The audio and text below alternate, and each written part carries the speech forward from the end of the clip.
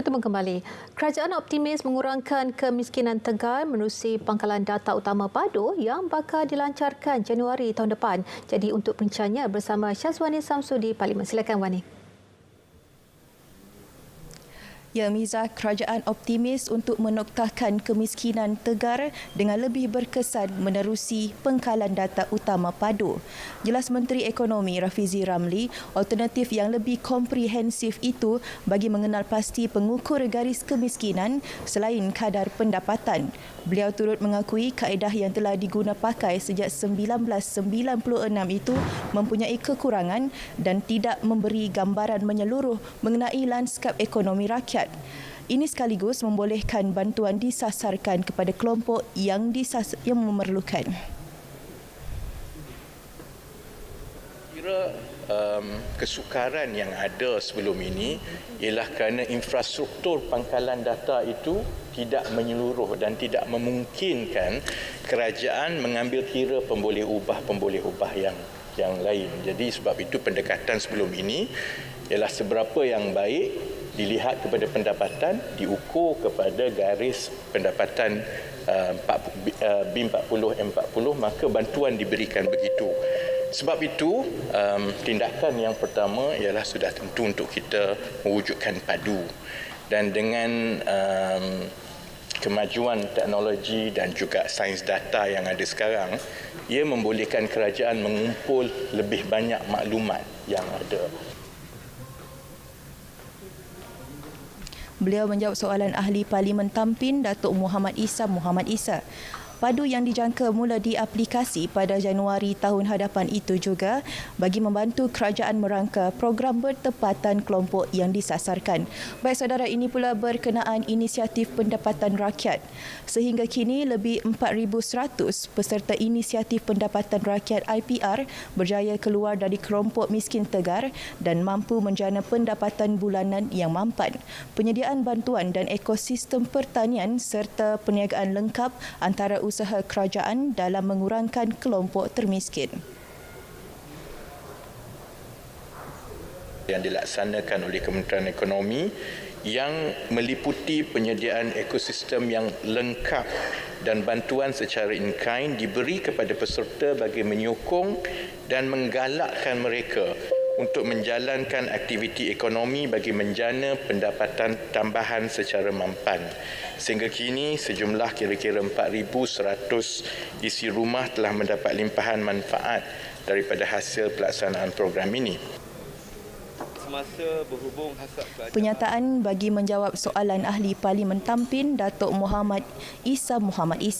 Tambahnya, kerajaan turut mempertimbang pemberian bantuan tunai khas secara bulanan kepada isi rumah miskin Tegar yang tidak berkemampuan menyertai aktiviti menjana pendapatan atas faktor umur atau kesihatan. Baik saudara, ini pula Dewan hari ini turut dimaklumkan program insentif benih padi sah BPS akan dilaksana di Sabah dan Sarawak. Ketika ini perbincangan bersama pihak pertanian di kedua-dua negeri itu sedang berjalan dalam memastikan petani menerima manfaat sama di Semenanjung. Kita akan berbincang terus dengan pihak pertanian negeri Sabah dan Sarawak, dan setakat ini mereka memberi reaksi yang positif untuk menerima benih-benih baru ini. Ini yang kita harapkan, dan keadaan ini insya-Allah Sabah dan Sarawak ini mereka bersedia dengan secara aktif sekarang untuk membantu ke arah SSR beras kita di negara ini. Dan ini berdialog dan juga perbincangan di peringkat pegawai sekarang ini sedang berjalan. Insya-Allah akan terjelma hasil yang baik supaya Sabah dan Sarawak ini menjadi jelapang padi yang kedua bagi Malaysia untuk masa akan datang.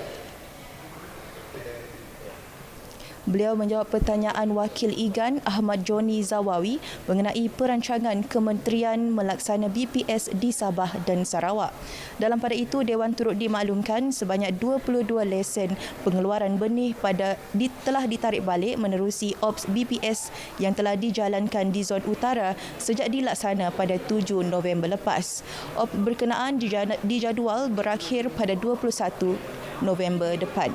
Baik saudara, kerajaan mensasarkan peningkatan bilangan penumpang pesawat penerbangan tahun ini sebanyak 87.8 juta penumpang, iaitu 80.6% berbanding bilangan penumpang yang direkodkan tahun 2019. Jumlah penumpang turut dijangka kembali ke tahap pra-pandemik pada tahun hadapan. Jelas Menteri Pengangkutan Anthony Locke, tahap pemulihan keseluruhan jumlah penumpang pada kadar 77.5% antara Januari hingga September 2023 berbanding tempoh yang sama pada 2019. Bagi maksud pengendalian penumpang, lapangan-lapangan terbang di Malaysia telah mengendalikan seramai 109,428,322 penumpang bagi tahun 2019. Pada tahun 2022, jumlah ini telah menurun sehingga 54.8 juta penumpang ataupun 50.1% berbanding bilangan penumpang yang direkodkan pada tahun 2019. Sehingga bulan September 2023, lapangan-lapangan terbang di Malaysia telah mengendalikan seramai 62.8 juta penumpang. Tambahnya, Suruhanjaya Penerbangan Malaysia (MAVCOM) ketika ini dalam proses menentukan taraf prestasi bagi pencapaian ketepatan dan kadar pembatalan penerbangan bagi syarikat penerbangan Malaysia. Ia dijangka selesai pada suku pertama tahun hadapan. Anthony Locke menjawab pertanyaan Wakil Sibu Oscar Ling Chayo. Baik, demikian perkembangan langsung dari bangunan Parlimen. Untuk makluman, Dewan kini sedang berhenti rehat dan akan kembali bersidang pada 2.30 petang nanti bagi menyambung perbahasan Rang Undang-Undang Perbekalan 2024. Dari sungai hingga segara, Palestin pasti merdeka. Kembali kepada Miza di Angkasa Puri.